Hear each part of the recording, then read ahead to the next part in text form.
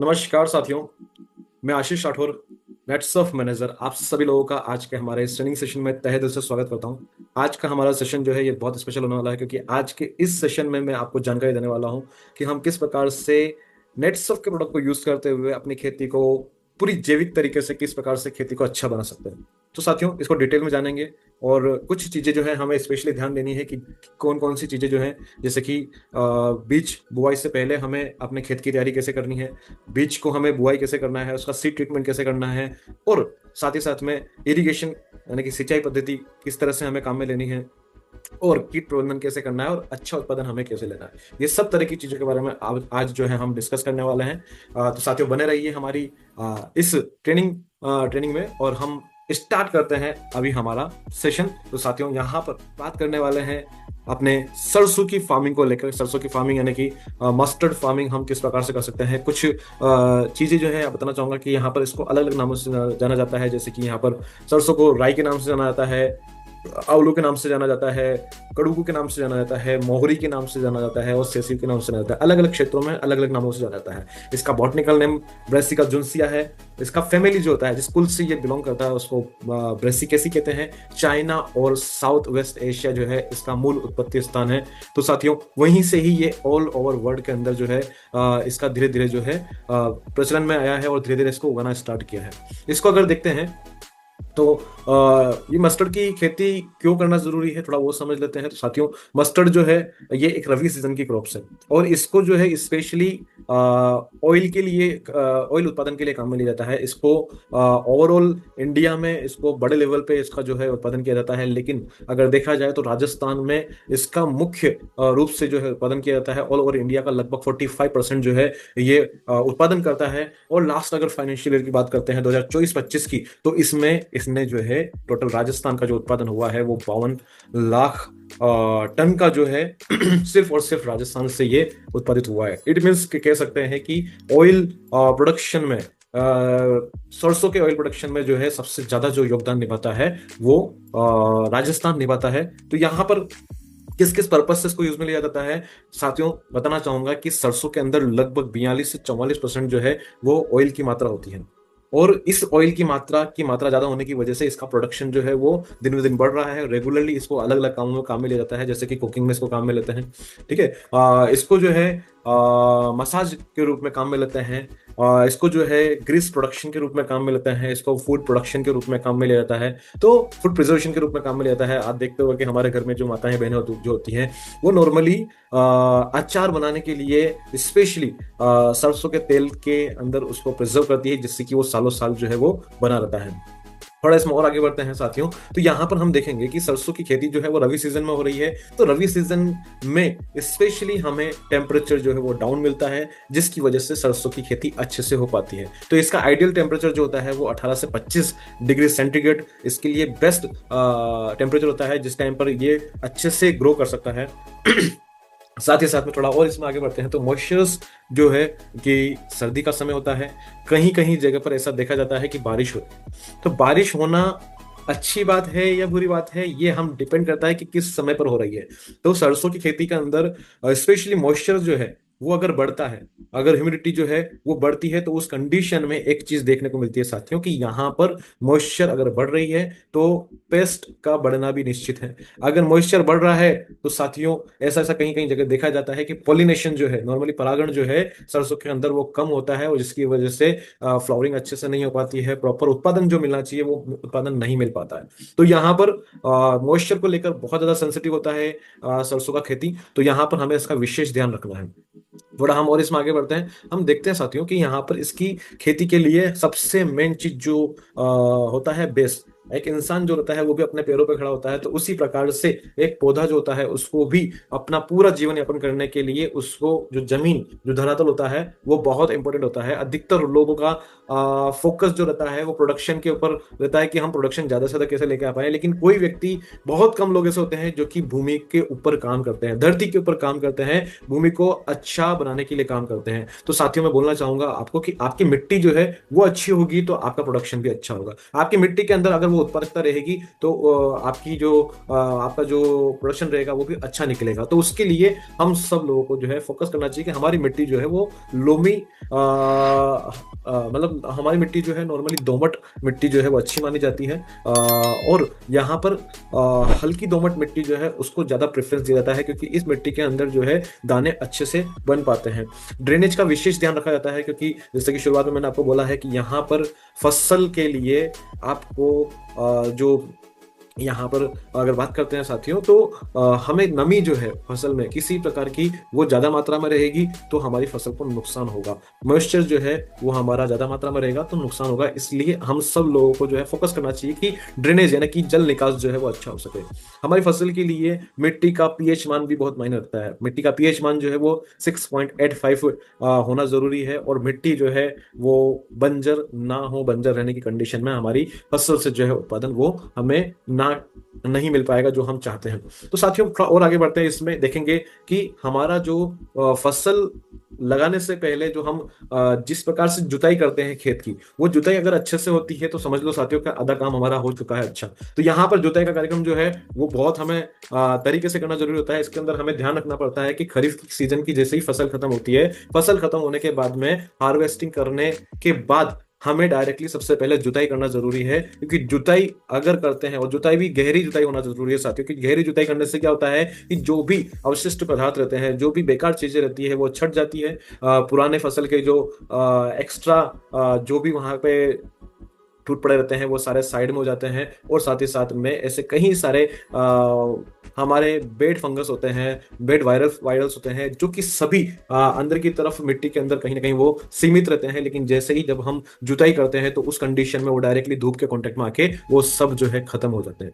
तो साथियों ये जुताई करना बहुत इंपॉर्टेंट है। और साथ ही साथ में हमें ये वाला प्रोसेस होने के बाद में 3 से 4 बार जो है सोइल का जो है जिसको बोलते हैं सोइल ट्रेनिंग प्लग जिसको बोलते हैं, मिट्टी पलटने वाला जो हल होता है उसके माध्यम से जो है हमें जुताई करना जरूरी होता है। और ये प्रोसेस होने के बाद में लगभग 3 से 4 जो है हमें कल्टीवेटर करवाने जरूरी होते हैं, जो कि जिससे कि क्या होता है कि हमारी मिट्टी जो है वो रिफाइन होती है, मुलायम होती है, भुरभुरी होती है। और ये सारी चीज होने के बाद में फाइनली पाठा लगाना है हमें। पाठा लगाने से क्या होता है कि प्रॉपर मिट्टी जो है हमारी एक लेवलिंग हो जाती है। और लेवलिंग होना ये इंपॉर्टेंट इसलिए क्योंकि इसी के माध्यम से पानी की जो है वो सतह बनती है, पानी एक दिशा में जाता है। और ये सारा प्रोसेस होने के बाद में साथियों लास्ट में हेरोइंग करना नहीं भूलना है, क्योंकि हेरोइंग करने से क्या होता है कि खेत के अंदर जो है मेड़ बनने में आसानी हो जाती है। मेड़ बन जाती है तो फिर प्रॉपर जो है हमारा काम मान के चलो कि लगभग 60 to 70% काम हमारा अभी यहाँ पे हो चुका है। लास्ट का जो 30-40% काम रहेगा उसको हम आगे के प्रोसेस में समझते हैं। तो साथियों ये सारा प्रोसेस होने के बाद में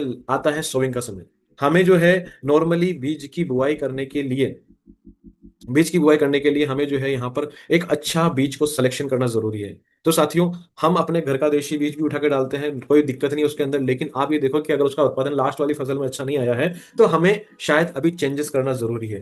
तो यहाँ पर मैंने आपके सामने कुछ अच्छी वेरायटी के नाम दिए हैं, जैसे कि आप देख सकते हो कि अर्ली मेच्योरिटी में पूसा जय किसान आ गया, लक्ष्मी आ गया, पूसा बोल्ड आ गया, पूसा कल्याणी आ गया। ये जल्दी पकने वाली फसल होती है। मिड सीजन के हिसाब से जो रहती है, मिड सीजन के हिसाब से वरुणा होती है, कांति होती है, RS30 होती है, गिरिराज होती है। ये सारी मिड सीजन की फसलें हैं। हाई यील्डिंग वाली अगर बात करते हैं तो अरावली होगी, स्वर्ण जयंती होगी, माया होगी, NRC DR होगी। और डिजीज असिस्टेंट में अगर बात करते हैं साथियों तो ब्लेसिंग्स हो गई, जगन्नाथ होगी, RH725 करके जो ये वेरायटियां हैं, ये सारी वेरायटियां इंपॉर्टेंट वेरायटियां हैं। इनमें से जो वेरायटी आपको मिलती है आपके एरिया में उसको आप प्रॉपर यूज में लीजिए, आपको रिजल्ट अच्छे आएंगे। बढ़ते हैं थोड़ा आगे की तरफ साथियों।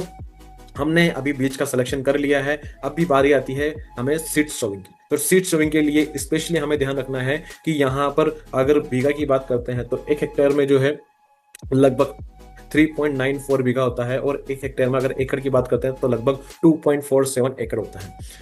यहाँ पर अगर हम अनइरिगेटेड एरिया की बात करते हैं, यानी कि असिंचित क्षेत्र की बात करते हैं, तो वहां लगभग आपको 4 से 5 kg पर हेक्टेयर आपको जो है यहाँ पर बीज की जरूरत पड़ेगी। और अगर इरिगेटेड यानी कि सिंचित क्षेत्रों की बात करते हैं तो लगभग आपको 2.5 से 3 kg जो है आपको सीड्स की जरूरत पड़ने वाली है।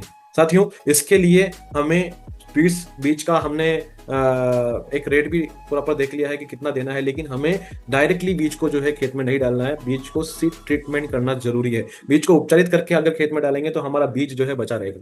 साथियों यहाँ पर मैं आपको कुछ प्रोडक्ट्स रिकमेंड करना चाहूंगा कि अगर प्रॉपर आपने वो यूज में लिया तो डेफिनेटली आपको बेनिफिट मिलेगा। इसके लिए जो है नेटसप का स्टीम रिच एंड बायो 99, ये दो प्रोडक्ट जो हैं इनको प्रॉपर आप सीड ट्रीटमेंट में काम में लीजिए। सीड ट्रीटमेंट के लिए आपको नॉर्मल इतना ध्यान रखना है कि पूरा बीज को जो है पानी में नहीं डुबोना है। हल्का बीज होता है, बीज खराब होने की संभावना रहती है, इसलिए नॉर्मली बीज को जो है छाया में आप फैलाइए और ऊपर उसके ऊपर हल्का जो है स्प्रे कीजिए। क्या क्या लेना है उसके लिए, स्टीम रिच की लगभग 3 से 5 ml आपको डोज लेनी है, और बायो 99 की लगभग आपको 2 से 3 ml डोज जो है वो आपको अप्लाई करनी है। ये 1 kg बीज के हिसाब से एक लिक्विड आप बना लीजिए। लिक्विड जितना जरूरत पड़ रहा है उतना आप बनाइए और उसको जो है प्रॉपर स्प्रे करके एक हल्के से छींटे लगा के आप जो है एक परत जो है उसके ऊपर चढ़ जानी चाहिए। इतना आपने किया तो साथियों आपका बीज जो है प्रोटेक्ट हो जाएगा और बीज को जो है आपको ग्रोथ होने में जो है मदद मिलेगी। जल्दी और फास्ट स्पीड से जो है बीज आपके बाहर निकलेंगे और नंबर ऑफ बीज जो पहले आपके उग नहीं पा रहे थे वो भी बीज अभी आपके उग पाएंगे।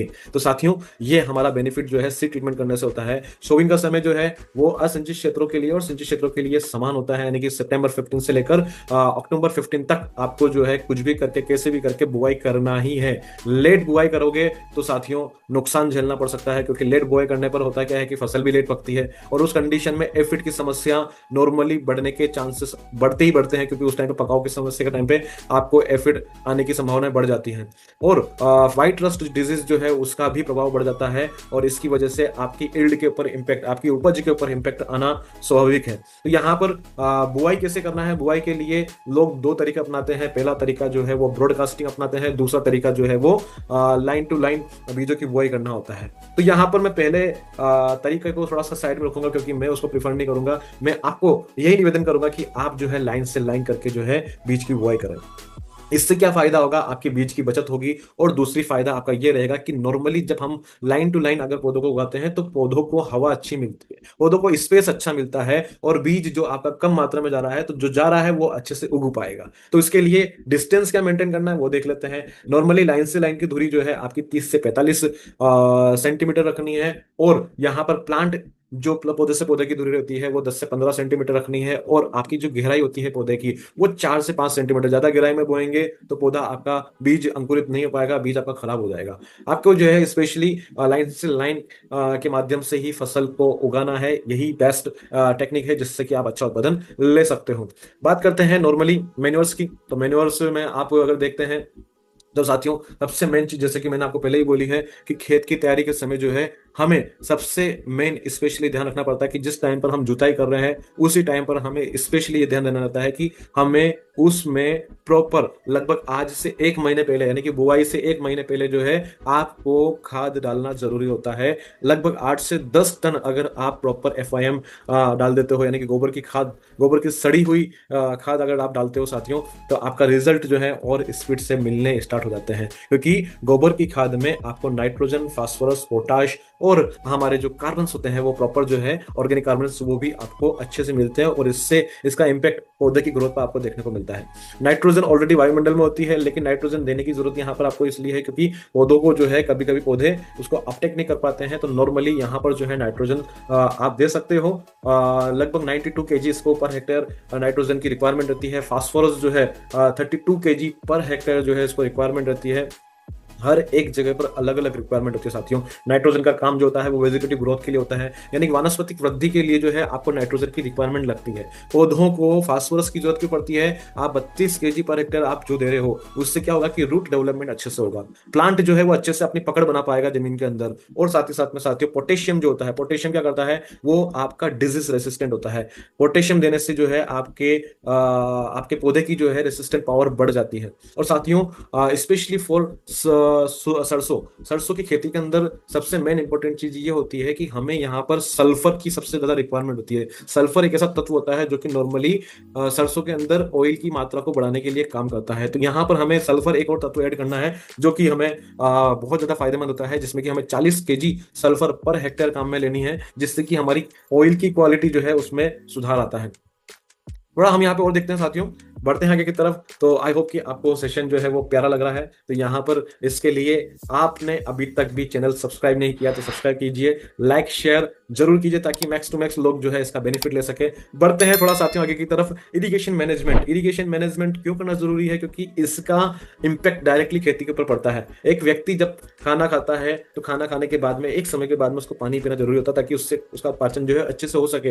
वैसे ही नॉर्मली साथियों यहाँ पर इरिगेशन भी बहुत जरूरी है। पौधे के लिए उसकी क्रिटिकल कुछ स्टेज होती है जिस टाइम पर कि उसको पानी जाना ही जरूरी है। अगर उस टाइम पे नहीं जाएगा तो पौधा मर सकता है, पौधा खत्म हो सकता है, उत्पादन डाउन हो सकता है। तो उसके लिए यहाँ पर रिकमेंडेड जो इरिगेशन होती है वो 3 से 4 रिकमेंडेड इरिगेशन होती है। नॉर्मली 3 भी किया तो भी चलेगा, जहां जहां पर पानी अच्छा अवेलेबल है तो 4 भी कर सकते हो, फायदा ही होगा। तो यहाँ पर फर्स्ट इरिगेशन जो है नॉर्मली 21 से 30 दिन में करते हैं। सेकंड इरिगेशन, क्योंकि फर्स्ट इरिगेशन के समय पर आपका नॉर्मली पौधों का फुटाव होता है, अच्छे से ड्रिलिंग होती है, तो इस कंडीशन में पौधा अच्छे से फुटान ले तो उसके लिए प्रॉपर जो है आपको सारे बीज अच्छे से निकल सके, अच्छे से फुटान हो, फ्लावरिंग अच्छे से हो सके, ये सब तरह की चीजों के लिए जो है हमें टाइम का ध्यान रखना जरूरी है। 30 दिनों के अंदर अंदर, 21 से 30 दिनों के अंदर अंदर जो है हमें प्रॉपर जो है इसका इरिगेशन करना जरूरी है। दूसरा जो है 40 से 45 दिनों के अंदर जो है हमें सेकंड इरिगेशन करना है। और थर्ड इरिगेशन साथियों इस टाइम पर जो है नॉर्मली ग्रेन फिलिंग होता है, तो ये वाला स्टेज भी बहुत इंपॉर्टेंट होता है। इस टाइमिंग पर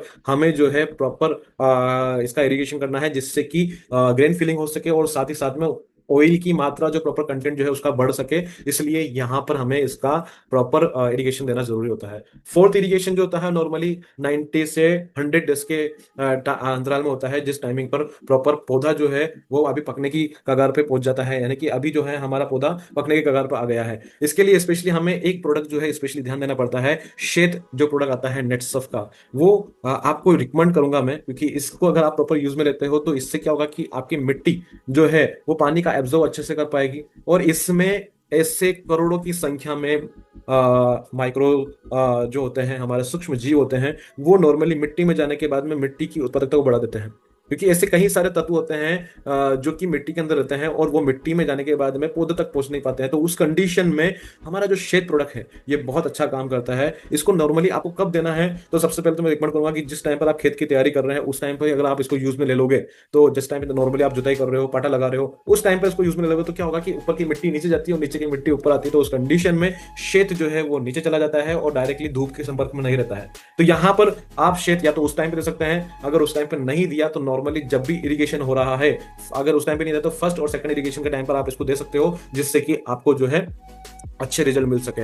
अच्छा रिजल्ट मिले उसके लिए क्या करना है? कुछ लोग बोलेंगे सर कि कैसे देना है, तो नॉर्मली आपका जो मेन सोर्स है पानी का, उस जगह पर आप इसको जो है हल्का सा गड्ढा कर दीजिए और पानी के साथ में बहने दीजिए। जहां जहां पानी जाएगा वहां वहां शेत जाएगा। इस प्रकार से काम होगा। कुछ लोग कहते हैं सर पानी की व्यवस्था नहीं है, नो प्रॉब्लम, कोई दिक्कत नहीं है, खाद के साथ में मिलाइए और नॉर्मली जैसे कि देसी खाद हो गया उसके साथ मिला दीजिए और स्प्रेड कर दीजिए। इससे भी आपको जो है अच्छा रिजल्ट मिल जाएगा। लेकिन ध्यान रखिए कि इसको कब देना है। नॉर्मली शाम के समय पर देंगे तो अच्छा रहेगा। शाम के समय पर इरिगेशन करोगे तो बेस्ट रहेगा, ताकि जो इसके बैक्टीरिया हो गए वो पूरे रात के समय और मॉर्निंग तक जो है अच्छे से मिट्टी के अंदर सेट हो जाएंगे और आपको रिजल्ट जो है वो बेहतर मिलेगा। मैं एक चीज के बारे में और बोलना चाहूंगा कि जब भी आप जो है स्प्रे कर रहे हैं, जब भी आप नॉर्मली फोलियर स्प्रे कर रहे हैं या ड्रेंचिंग कर रहे हैं, तो आपका जो बेहतर समय होता है वो समय सबसे बेस्ट होता है शाम का। जब शाम का समय हम चूज करते हैं तो उस कंडीशन में हमें रिजल्ट मिलने के चांसेस ज्यादा होते हैं, क्योंकि पूरी रात का समय मिलता है और पूरी सुबह का समय मिलता है जब हमारा जो हमने स्प्रे किया है वो अच्छे से सेट हो सके। तो इंसेक्टिसाइड हो चाहे पेस्टिसाइड हो चाहे हमारे जो न्यूट्रिशंस हो, वो सब चीजों को जो है आपको शाम के समय पर ही प्रोवाइड करना है, जिससे कि आपको रिजल्ट अच्छा मिल सके। बढ़ते हैं थोड़ा यहाँ पर। हमारी खेती के अंदर जो है सरसों की खेती के अंदर एक शत्रु होता है जिसका नाम होता है खरपतवार, जो हमारे पौधों को कमजोर करने का काम करता है, उनके न्यूट्रिशन पावर को खींचने का काम करता है। तो इसके लिए स्पेशली आपको काम क्या करना है, नीम जो आती है, नीम की खली आती है, ऐसे 200 किलो खली को जो है आपको जब पौधों की बुआई हो जाती है तो उस टाइम पर जो है नॉर्मली उनकी रूट जोन स्पेस में जो है आपको डलवा देना है, जिससे कि आपको ये समस्या झेलने की आपको प्रॉब्लम ना हो। तो ये स्पेशली आपको ध्यान रखना है, जिससे कि आपको इस समस्या से जो है आपको छुटकारा मिल सके।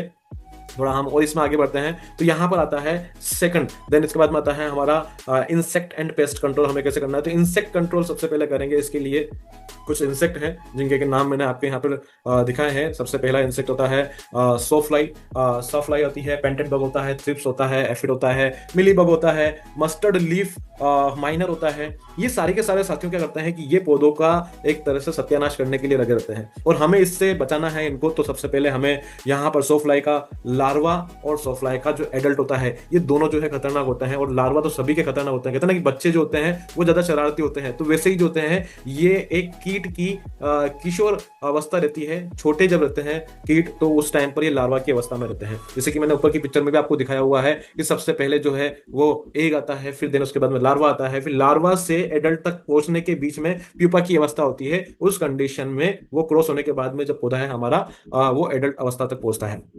तो साथियों, ये हमें स्पेशल ध्यान रखना है कि अगर हमें इन कीट से बचाना है पौधों को तो हमें कुछ चीजों का ध्यान रखना पड़ेगा। इसके लिए हमें नेटसप का बायो लार्विसाइड जो है वो हम काम में ले सकते हैं। ठीक है, बायो 99 वो हम काम में ले सकते हैं। नॉर्मली इनको कैसे लेना है, किस तरह से लेना है, वो लास्ट वाली स्लाइड में मैं आपको बताऊंगा, जिससे कि प्रॉपर आपको अच्छे से समझ में आएगा। लेकिन यहाँ पे हमें ध्यान रखना है कि अगर हमें इसका तोड़ निकालना है तो लार्विसाइड को हमें अपनाना है। लार्विसाइड और बायो 99 दोनों का मिक्सअप करके जब हम देंगे तो रिजल्ट आपके सामने आपको देखने को मिलेगा।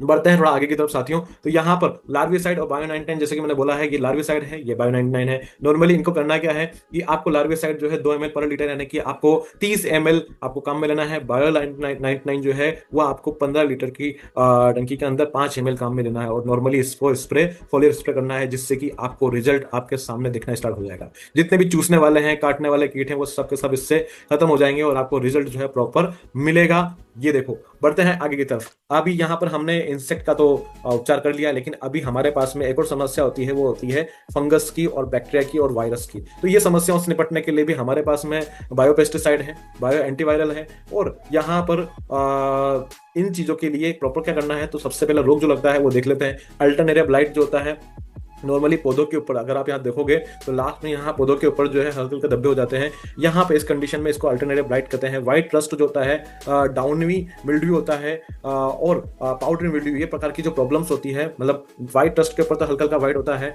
और डाउनवी और पाउडरी मिल्ड्यू जो है नॉर्मली यहाँ पर आपको जो है ये फोटो के अंदर दिख रहा है कि इसके अंदर हल्के हल्के पैचेस बनना स्टार्ट हो जाते हैं। और ब्लैक रूट जो है यहाँ पर आपको देखेगा कि कोई सा भी कोना पकड़ लेता है, और कोना पकड़ने के बाद में वो वहां पर जो है आपको जो है लीफ के ऊपर मार्जिन बनना स्टार्ट हो जाते हैं। और वेंस जो है वो व्हाइटिश होना स्टार्ट हो जाती है, पिंक येलोइश होना स्टार्ट हो जाती है, विल्टिंग होना स्टार्ट हो जाता है। उस कंडीशन में आपको जो है ये यहाँ पर बैक्टीरिया डिजीज जो है इसको देखने को मिलती है। तो ट्रीटमेंट क्या देंगे इसके लिए? सिंपल सा है कि आपको फंगस के लिए रेपअप काम में लेना है और बायो 99 का मिक्स करके आपको स्प्रे करवाना है, फोलियर स्प्रे। और बैक्टीरियल डिजीज के लिए जो है आपको एंटीवायरल और बायो 99 जो है इन दोनों का प्रॉपर जो है आपको यहाँ पर मिक्स करना है। रेपअप जो है ये 30 ml नहीं है, रेपअप नॉर्मली आपको 5 ml पर लीटर काम में लेना है कि 75 ml आपको जो है ये डोज जाएगा। तो ये आपको स्पेशली ध्यान रखना है। फाइनली स्लाइड के अंदर आपको जो है सब कुछ आपको क्लियर दिखेगा।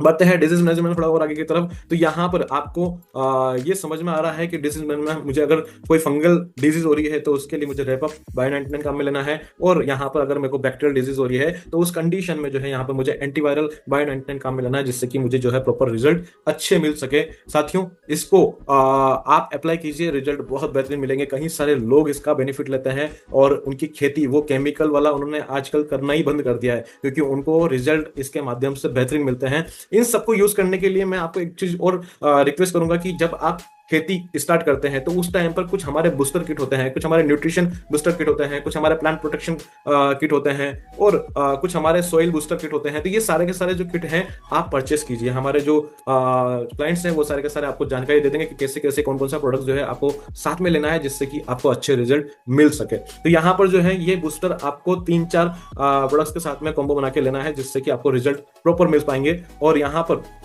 थोड़ा हम और इसमें आगे की तरफ बढ़ते हैं तो इंटीग्रेट डिजीज मैनेजमेंट भी जो है बहुत जरूरी है, क्योंकि हम सिर्फ और सिर्फ bio pesticide, bio insecticide, nutrition के पर्पज से सब काम नहीं कर पाएंगे। कुछ काम हमें खुद को भी करना पड़ेगा। तो करना क्या पड़ेगा उसके लिए? सिंपल सा है, कुछ क्रॉप रोटेशन हमें अपनाने पड़ेंगे। जैसे कि हमेशा हमेशा हमें एक ही फसल को बार बार एक ही जगह पर बुआई नहीं करना है। अगर हम अपने खेत में हर बार एक ही सीजन में हर बार एक ही फसल को लेते हैं तो उसका हमें नुकसान झेलना पड़ता है कि आने वाली जो फसल रहती है उसमें हमें नए नए रोग देखने को मिलते हैं। यानी कि हमेशा हम जब भी वो फसल को लगाएंगे, हमेशा हमें जो जो है उत्पादन हमारा घटना स्टार्ट हो जाएगा। तो इसलिए जो है प्रॉपर हमें फसल चक्र को अपनाना जरूरी है, और हमें रेसिस्टेंट वेराइटियां, ऐसी वेराइटी को अपनाना जरूरी है जिससे कि हमारा खेती का उत्पादन जो है अच्छा हो सके, जिससे कि हमारा रोगों से बचाव हो सके और हमारा एक अच्छा बेनिफिट निकल के आ सके। फील्ड सैनिटरी यानी कि जब भी अगर हम पुरानी फसल को हटा रहे हैं तो उस टाइम पर हटाते समय हमें जो भी कचरा निकल रहा है उसको उठा के डायरेक्टली बाहर की तरफ फेंकना है, ताकि खेत के अंदर किसी प्रकार की गंदगी ना रहे और किसी प्रकार का रोग और वहां पर इंसेक्ट के जो अंडे वगैरह हैं वो ना रहे, जिससे कि हमारा आने वाला फसल जो है वो साफ सुथरा रहे। सीड ट्रीटमेंट करना भी इंपॉर्टेंट है। ये अधिकतर लोग जो है नॉर्मली हल्के में ले लेते हैं इसको, और उसका रिजल्ट उनको बाद में मिलता है कि जिसका कि उनको प्रॉपर उत्पादन नहीं मिल पाता है। तो इसलिए सीड आपको ट्रीटमेंट करना जरूरी है, और आपको वेल सर्टिफाइड जो आपको वेराइटियां हैं वही आपको यूज में लेना है। ऑप्टिमम प्लांटिंग आपको करना जरूरी है। आपका डिस्टेंस मेंटेन करके आपको प्रॉपर प्लांटिंग करना जरूरी है, जिससे कि पौधों को एक अच्छा स्पेस मिले, एक अच्छा हवा मिले, और उससे कि उनका ग्रोथ अच्छे से हो पाए। और साथ ही साथ में जो है जैसे कि मैंने बोला कि इरिगेशन इज द बहुत बहुत इंपॉर्टेंट ये फैक्टर है। यहाँ पर आपको जो है इरिगेशन बहुत जरूरी है। तो आपका फर्स्ट सेकंड थर्ड इरिगेशन जो है उसका टाइमिंग आप आपने मैंने आपको बता दिया है, उस टाइमिंग पर आपको उसको एनी हाउ करना ही करना है। बाकी बढ़ते हैं साथियों, तो और आगे की तरफ देखते हैं इसमें हमें और क्या क्या किन किन चीजों का ध्यान रखना है। तो हार्वेस्टिंग का भी हमारा एक समय होता है। हार्वेस्टिंग का समय नॉर्मली जो होता है वो फरवरी से लेकर मार्च के बीच में होता है। इस टाइम तक आते आते जो है हमारी फसलें जो हैं वो पकना स्टार्ट हो जाती है, और इस टाइम पे हमें करना क्या है, फसलों को काटना है, हार्वेस्ट करना है। हार्वेस्ट करने के बाद में उनको जो है बंडल बना बना के खेत के अंदर रख देना है। उनको 7 से 10 दिन तक उनको खेत में रखे रखना है, ताकि क्या होगा कि धूप की रोशनी आएगी और उसके अंदर जो है जो पकाऊ है वो जो दाने हैं वो पकना स्टार्ट हो जाएंगे, और प्रॉपर जो है दानों के अंदर जो एक प्रॉपर नमी होनी चाहिए वो नमी बरकरार रहेगी, और उसके अंदर जो ज्यादा नमी नहीं रहेगी जिसकी वजह से आगे जाके वो हमारे दाने खराब नहीं होंगे। जब दाने प्रॉपर तरीके से सूख जाते हैं, उसमें बजने की आवाज आती है, तो उस कंडीशन में हमें थ्रेसिंग फाइनली करवाना रहता है। थर्ड राउंड रहता है थ्रेसिंग का, जिस टाइम पर जो है हमें सभी जो बंडल्स बने हुए हैं उनको उठाकर डायरेक्टली थ्रेसिंग में डालना है। और थ्रेसिंग करने के बाद में आता है लास्ट चौथा स्टेज, जहां पर कि हमें जो है क्लीनिंग करना जरूरी है। क्लीनिंग करते हैं, क्लीनिंग करने के बाद में उसको विनोइंग करना जरूरी है, उसकी साफ सफाई करना जरूरी है, जिससे कि प्रॉपर हमारा दाना जो है वो निकल के आ सके, और उस दाने को जब हम मार्केट में लेके जाएं तो अच्छा भाव हमें मिल सके। क्योंकि साथियों ये सारा प्रोसेस, जब बीज की बुआई से लेकर बीज दोबारा उगने तक अगर प्रोसेस हमारा अच्छा रहता है तो हमें जो प्रोडक्शन है साथियों वो भी जैसा हम चाहते हैं वैसा ही मिलेगा। यानी कि प्रोडक्शन इसका एक्सपेक्टेड जो रहता है वो 15 से लेकर 25 क्विंटल पर हेक्टेयर तक जाता है साथियों। तो उसके लिए हमें क्वालिटी सीड्स का ध्यान रखना है, इंटीग्रेटेड पेस्ट मैनेजमेंट का प्रॉपर ध्यान रखना है कि हमारा खेत के अंदर किसी प्रकार का पेस्ट जो है वो दिक्कत ना दे, और प्रॉपर न्यूट्रिशन का हमें ध्यान रखना है। ये सब चीजें ओके होती है तो रिजल्ट भी आपका ओके होने वाला है। तो साथियों यहाँ पर जैसे कि मैंने आपको शुरुआत में बोला था कि अभी हमें जो है हम नॉर्मली क्या करते हैं कि कभी कभी आलस खा जाते हैं, आलस कर जाते हैं कि अभी कहाँ से खाद लेकर आए, कहाँ से क्या करें। तो मैंने आपके लिए एक होममेड जो है वो खाद बनाने का ऑप्शन मैं आपके बीच में लेकर आया हूँ, और यहाँ पर मैं आपको एक ऐसा तरीका बताने वाला हूँ जिससे कि आपके घर में जो नॉर्मली आप खेती तो करते हैं लेकिन साथ साथ पशुपालन भी करते हैं। तो आपको करना क्या है साथियों, पशुओं से प्राप्त होने वाला गोबर और खेती से मिलने वाला जितने भी अपशिष्ट पदार्थ होते हैं, ठीक है, ऐसी चीजें जो अपघटित हो सके, उसमें कांच लोहा इस प्रकार की चीजें नहीं चलेगी, लेकिन अपनी लकड़ी जिसमें सेल्यूलोज होता है, ऐसी सब चीजें, लकड़ी हो गया, पत्ते हो गया, इस प्रकार की सब चीजें होगी, उन सब चीजों को आप अलग कीजिए। अलग करके उसमें जो है प्रॉपर आप नीम के पत्ते वगैरह ये सब चीज मिला के भी, ताकि प्रॉपर जो है उसके अंदर कुछ कहते हैं ना कि एंटीबैक्टीरियल जो है वो क्वालिटी भी उसके अंदर पैदा हो सके। तो ये चीजें जो है उसके अंदर आप ऐड कर दीजिए, और उन सबको जो है गोबर के साथ में उनको मिला के रख दीजिए। करना क्या है, सबसे बेस्ट रहेगा कि अगर पॉसिबल हो तो गड्ढा करके उसके अंदर प्रॉपर एक कारपेट बिछा के नीचे की तरफ जो है अगर उसके ऊपर आप गोबर और ये सब तरह के पाल वगैरह डाल के जो है अगर आप काम करते हो तो डेफिनेटली साथियों रिजल्ट बहुत बेहतरीन मिलेगा आपको। और नॉर्मली हमारे किसान करते क्या है कि उनका जो गायों से प्राप्त जो गोबर होता है वो कहीं कहीं खुले में इकट्ठा कर देते हैं, बारिश आती है, पानी के साथ में बह के सब कुछ निकल जाता है, और लास्ट में हमारा किसान कहता है कि देखो मैंने गोबर की खाद डाली है। साथियों वो गोबर नहीं है, वो कचरा है। ये ध्यान रखो, क्योंकि आपका मैक्सिमम जो तत्व होता है, जो मेन पोषक तत्व होते हैं, वो तो पानी के साथ में बह के चले जा चुके होते हैं। अगर हमें अपनी गोबर की खाद को घर पर बनाना है तो उसके लिए हमें गोबर को ढक के रखना है, किसी प्रकार का उसके ऊपर पानी जो है वो जाना नहीं चाहिए। और यहाँ पर जब गोबर तैयार करते हैं तो उस टाइम पर हमें इसका कल्चर का विशेष ध्यान रखना है कि कल्चर को हमें ऐसे मान के चलो कि 2 गड्ढे आपने बनाए, 2 गड्ढे बनाने के बाद में यहाँ पर 2 गड्ढे बनाने के बाद में मैं आपको पहले रिजल्ट दिखा देता हूँ। यहाँ पे इस प्रकार की जो है आपको आप बना सकते हैं। इस प्रकार से हमें नहीं रखना है, जो फर्स्ट वाली जो पिक्चर दिखा रहा हूं मैं इस तरह से ओपन में नहीं रखना है। सेकंड पिक्चर जो है या तो आप ओपनली इस प्रकार का बना सकते हो या फिर गड्ढा खोद के नीचे की तरफ आप उसको बना सकते हो। तो यहाँ पर अगर आपने ऐसा भी किया तो क्या होगा कि आपको आपने जैसे 2 बेड तैयार करी, तो 2 बेड तैयार करने पर आपका जैसे ही पहला बेड तैयार होता है, ये पहला बेड के अंदर आपको पूरा फुल होने के बाद में आपको इसमें कल्चर की बोतल डालनी है 1 लीटर की। और आपको किस प्रकार से यूज में लेना है, लगभग जो है ये 1 टन जो है कचरे को प्रॉपर अपघटित करने के लिए 1 बोतल काम आता है। तो उसके लिए प्रॉपर आपका जो ये आपने पूरा एक बेड बनाया है, इस बेड के अंदर आप नॉर्मली पानी के साथ में मिला के इसको स्प्रेड कर दीजिए। ये सारा कल्चर जो है इसके अंदर चला जाएगा, ऊपर से इसको ढक दीजिए। ढकने के बाद में इसको नॉर्मली आपको जो है करना क्या है, हर 10 से 15 दिन में इसके अंदर पानी का आपको डालना है। और नॉर्मली जब इसको आप 40 से 50 दिन बाद इसको ओपन करोगे तो आपको रिजल्ट साथियों बहुत ही चमत्कारित मिलेंगे। क्योंकि रिजल्ट क्या होता है, नॉर्मली आपका जो खाद आप तैयार करते हो विदाउट कल्चर, उसके अंदर आपको कीड़े मकोड़े दिखेंगे, उसके अंदर आपको कई प्रकार के रोग दिखेंगे, उसके अंदर कई प्रकार की बदबू आपको दिखेगी, महसूस होगी कि आप कितनी बदबू आ रही है, और आपका जो खाद है वो प्रॉपर खाद तैयार नहीं होगा। लेकिन अगर आप कल्चर डाल के खाद तैयार करते हैं साथियों, तो घर में बैठे बैठे आपको जो है एक 24 कैरेट जो है खाद आपको मिलने वाला है। इसके लिए आपको यहाँ पर थोड़ा सा बस ध्यान रखना है कि मुझे उसको ढक के रखना है, बिल्कुल भी उसके अंदर हवा नहीं जानी चाहिए। हर 10-15 दिन में थोड़ा थोड़ा पानी जाने दो। और उसको जो है अगर आपने इस प्रकार से तैयार किया तो 40 से 50 दिनों में आपके पास में घर पे ही एक अच्छा खाद तैयार होगा। तो यहाँ पर इसको यूज में लेने से आपकी कंपोस्ट क्वालिटी में सुधार आता है। ठीक है, साथ ही साथ में एक अच्छा एनवायरनमेंट, क्योंकि नॉर्मली इसको तैयार करने के बाद में किसी प्रकार की बदबू नहीं आती है। ठीक है, और नॉर्मली यहाँ पर होता क्या है कि किसी भी स्मेल जो है ऐसी आपको पैदा नहीं होती है। कोई भी ऐसे इंसेक्ट जो होते हैं वो इंसेक्ट जो है इससे अट्रैक्ट नहीं होते हैं। ठीक है, मतलब कि नॉर्मली होता क्या है कि जब गोबर हम खेत में डालते हैं तो कुछ किसान हमारे जो कि अनभिज्ञ होते हैं, जानकारी नहीं होने की वजह से डायरेक्टली सड़ा हुआ गोबर नहीं करके ताजा गोबर डाल देते हैं, और उस कंडीशन में खेत में जो है दीमक आना स्टार्ट हो जाती है। तो साथियों, ताजा गोबर कभी खेत में नहीं डालना है, इसका आप विचार बिल्कुल भी मत दिमाग में मत लेकर आए। हमेशा सड़ा हुआ गोबर का खाद ही आप डालें। और उसके लिए जो प्रोसेस मैंने बताया आपको, इसी प्रोसेस के थ्रू आप जाओगे तो घर पे बैठे बैठे आप अपना खुद का फायदा भी करोगे, और जो गायों से गोबर प्राप्त हो रहा है उसका भी अच्छे से यूटिलाइज कर पाओगे, और खेत में से जो अपशिष्ट प्राप्त हो रहे हैं उनका भी आप अच्छे से फायदा ले पाओगे। मतलब कि घर की चीजें आप काम में ले लेके अच्छे से आप रिजल्ट ले पाओगे। साथियों, बेनिफिट तो कई सारे हैं, जैसे कि इसके अंदर कुछ लोग जो है हमारे ही कई सारे जो बायो प्रोडक्ट्स यूज में लेते हैं, वो नॉर्मली करते क्या है कि खाद तैयार होने के बाद में इसमें ही शहद की बोतल डाली, और बोतल डालने के बाद में वो नॉर्मली जो है खेत में डाल देते हैं। तो मतलब कि एक अच्छा मेन्योर्स भी खेत में चला गया, और साथ ही साथ में जो है खाद तो गई, लेकिन साथ ही साथ में जो है पौधों को गुड बैक्टीरिया भी मिल गए, और उससे क्या है कि मिट्टी के अंदर जो है एक अच्छा वातावरण पैदा हो गया, और उससे हमारी मिट्टी में जाने के बाद में जो है रिजल्ट भी बेहतरीन पौधों को मिलना स्टार्ट हो जाते हैं। तो साथियों, ये सारे प्रोडक्ट्स जो आज हमारे पास में है, इन सबके प्रोडक्ट्स के हमारे पास में जो है डी प्रोडक्ट्स के एक प्रॉपर जो है हमारे पास में सर्टिफिकेशंस हैं, DSIR अप्रूव्ड R&D लैब से सर्टिफाइड हमारे पास में ये प्रोडक्ट्स के सर्टिफिकेशंस है, इकोसर्ट के इनपुट्स के सर्टिफिकेट है, और साथ में नॉन रेसिड्यूल्स जो है, किसी प्रकार का इसके अंदर जहरीला तत्व नहीं है, इस प्रकार के भी हमारे पास में जो है प्रोडक्ट्स को लेकर सर्टिफिकेशंस है। तो ये सारी चीजें जो है आज मैंने आपको बताई है, और आई होप कि आपको ये सब चीजें समझ में आई है।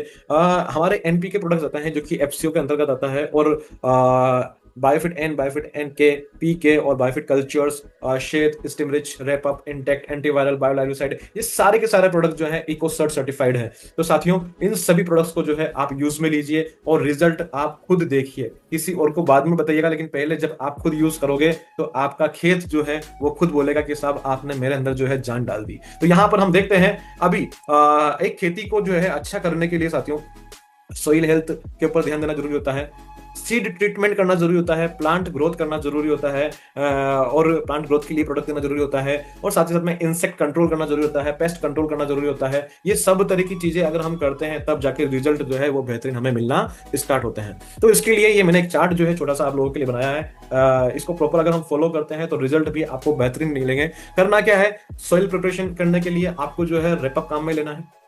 यहाँ पर सॉइल प्रिपरेशन के समय आप रेपअप काम में लीजिए, सॉइल प्रिपरेशन के समय आप जो है शेत जो है वो काम में लीजिए। ठीक है, ये चीजें अगर हम डालते हैं और इससे एक महीना पहले, जब आप खाद अपने खेत की तैयारी करो उससे एक महीना पहले लगभग आपको जो है खाद डालना जरूरी है, क्योंकि ये चीज करोगे तो आपको जो है शेत और रेपअप का बेनिफिट और अच्छा मिलेगा।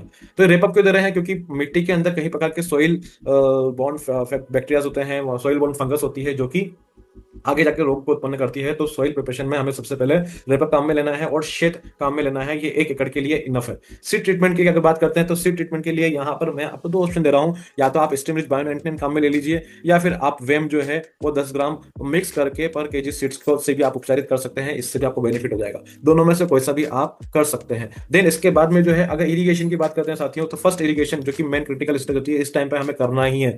नॉर्मली जब हम ये इरिगेशन देते हैं तो इस टाइम पर जो है हमें करना क्या है कि स्टिम रिच का हम स्प्रे कर सकता है ड्रेंचिंग के, नॉर्मली ड्रिप और फ्लड के साथ में हम प्रोवाइड कर सकते हैं, क्योंकि इरिगेशन वाला तो उस टाइम पर हम स्टिम रिच भी इसको बहा के दे दीजिए पानी के साथ में, और वेम जो आता है वो भी आप नॉर्मली पानी के साथ में बहा के दे दीजिए। तो कैसे देना है? 1-1 लीटर जो है इसका नॉर्मली डोज रहेगा, वो डोज आपको देना है। पानी के साथ में बहा के दे दोगे तो ये आपका 1 एकड़ में काम आ जाएगा। देन इसके बाद में जो है इसी टाइम पर जो है आपको लार्वी साइड जो है वो भी आपको काम में लेना है। लार्वी साइड नॉर्मली 30 ml और बायो 99 जो है आपको 5 ml काम में लेना है, ये आपको फोलियर स्प्रे में काम में लेना है। कुछ लोग जो है कहते हैं कि सर हमारे क्षेत्र के अंदर पानी का कमी है, तो मैं उनको बोलना चाहूंगा साथियों, आपके क्षेत्र में पानी का कमी है, फ्लड के द्वारा अगर आप स्टिमरिच और वेम नहीं दे पा रहे हैं तो कोई दिक्कत नहीं है। करना क्या है, एक सिंपल सा तरीका बताता हूँ। स्टिमरिच लीजिए 30 ml नॉर्मली, और वेम लीजिए 8 से 10 ग्राम, और इसको करना क्या है कि कोई भी खाद ले लीजिए, कंपोस्ट खाद ले लीजिए, या आप नॉर्मली, क्योंकि जैसे मैंने आपको बोला है कि ओरो बैंकी करके जो खरपतवार होता है उसके निदान के लिए आपको जो है नीम की खली तो देनी है। तो उस टाइम पर जो है आप इनको मिक्स कर दीजिए उसके साथ में, वो मिक्स करके नॉर्मली शाम के समय पर आपको जो है ये ब्रॉडकास्टिंग कर देना है, जिससे कि आपको फायदा क्या होगा? ब्रॉडकास्टिंग का करना है जड़ वाले क्षेत्र में करना है, जहां जहां पर आपने मेड़े बनाई हुई है वहीं पर ही आपको डालते हुए चलना है, जिसका रिजल्ट आपको ये होगा कि आने वाले समय में आपके क्षेत्र के अंदर खरपतवार की संख्या कम हो जाएगी, और साथ ही साथ में आपको जो है प्रॉपर आपको जो है रिजल्ट ये मिलेगा कि आपके खेत में पौधों की जड़ें जो है व्हाइट रूट और मेन रूट जो है वो अच्छे से ग्रो कर पाएगी। तो रिजल्ट बहुत बेहतरीन रहेंगे साथियों। और यहाँ पर इसमें एक चीज और आपको ध्यान रखनी है कि ड्रेंचिंग के लिए आपको एक और चीज काम में लेनी है कि नाइट्रोजन, फास्फोरस, पोटाश जहां पर अवेलेबल है प्रोडक्ट्स वहां पर वो यूज में ले सकते हैं, क्योंकि एफसीओ के अंतर्गत आने की वजह से कि हर जगह पर ये चीज प्रोडक्ट अवेलेबल नहीं है। लेकिन जहां पर अवेलेबल है वहां पर आपको करना क्या है, नाइट्रोजन, फास्फोरस और पोटाश जो लिक्विड में आता है नेटसफ का, वहां पर आपको करना क्या है कि 1 लीटर नाइट्रोजन और फास्फोरस और पोटाश को हाफ लीटर, यानी कि आधा आधा आपको जो है वो ड्रेंचिंग के रूप में बहा के दे देना। ठीक है, नॉर्मली ड्रेंचिंग के रूप में दोगे तो पौधों तक पहुंच जाएगा आराम से। जैसे ही सेकंड इरिगेशन रहेगा तो सेकंड इरिगेशन के समय पर आपको जो है शेत को काम में लेना है, जिंक को काम में लेना है, ये दोनों को जो है 1-1 लीटर आपको जो है ड्रेंचिंग करके पानी में दे देना है, और साथ ही साथ में ड्रेंचिंग में ही आपको दोबारा पी और के भी देना है। मतलब कि ये सारा का सारा जो प्रोसेस है, ये आपको शेत हो गया, जिंक हो गया, आधा पी और आधा के, ये सारा का सारा जो है आपको नॉर्मली सेकंड इरिगेशन में आपको देना है। और ऊपर की तरफ पौधों के ऊपर जो है फोलियर स्प्रे आपको करना है, नॉर्मली आपने पानी के साथ दे दिया, उसके बाद में फोलियर स्प्रे आपको करवाना है। ये नॉर्मली रेपअप जो है वो आपको देना है, क्योंकि इस टाइम पर देखा जाता है कि फंगस अटैक जो है वो होना स्टार्ट हो जाता है, कि अगर फंगस के साथ में अगर अगर वायरल इन्फेक्शन भी हो रहा है तो वो आप आपके लिए ऑप्शनल है कि अगर उस टाइम पर वायरल का भी इन्फेक्शन हो रहा है तो वायरल का भी आपको देना पड़ेगा। दोनों के बीच में नॉर्मली 2 से 5 दिन का जो है वो डिस्टेंस होना जरूरी है। 5 दिन का डिस्टेंस होगा तो प्रॉपर जो है रिजल्ट अच्छा आपको मिलेगा। रेपअप का जो है 75 ml आपको काम में लेना है। बायो 99 जो है आपको यहाँ पर बायो 99 जो है वो आपको जो है यहाँ पर 15 ml काम में लेना है, और एरिया जो है 1 एकड़ रहेगा इसके लिए। बाकी अगर बात करते हैं थोड़ा इसके अंदर, तो स्टिम रिच जो है, स्टिम रिच को थोड़ा देख लेते हैं। थर्ड इरिगेशन के अंदर जो है हमें स्टिम रिच दोबारा काम में लेना है फोलियर स्प्रे के लिए। स्टिम रिच बायो 99 दोबारा काम में लेना है, ये दोनों काम में लेंगे तो रिजल्ट आपको बेहतरीन मिलेगा। एंटीवायरल भी हमें स्प्रे करना है, क्योंकि एंटीवायरल स्प्रे नहीं करेंगे तो आने वाले समय, ये ऑप्शनल है वैसे, अगर आपके क्षेत्र में वायरस का इन्फेक्शन है तो वायरस के लिए आप दीजिए। तो एंटीवायरल प्लस बायो 99 अगर दोनों को मिला के दोगे फोलियर में तो रिजल्ट बेहतरीन आपको मिलेगा। ठीक है, तो ये ओवरऑल जो है मैंने आपको एक चार्ट बना के दिया, आई होप कि आपको अच्छा लगा है। आपके फीडबैक्स प्रॉपर मुझे आने चाहिए, कमेंट के रूप में आप बता सकते हैं, मुझे कॉल करके आप जानकारी दे सकते हैं। बाकी इसी प्रकार की जो वीडियोस जो है वो आने वाले समय में हम और आपके बीच में लेकर आएंगे, जिससे कि आपका जो है खेती के प्रति रुझान बढ़ सके, खेती के प्रति आपका जो है फायदा आपको मिल सके। और जाते जाते इतना बोलूंगा कि जो भी प्रोडक्ट आप दे रहे हो वो आपको कॉम्बो में देना है, वो आपको किट के रूप में देना है, ताकि उसका रिजल्ट जो है आपको अच्छे से मिल सके। तो साथियों, मिलते हैं नेक्स्ट मीटिंग में। तब तक के लिए आप इसी तरह से हंसते रहें, मुस्कुराते रहें और नेटसर्फ में खुशहाली बांटते चलते रहें। Take care, bye bye, good night, शुभ रात्रि।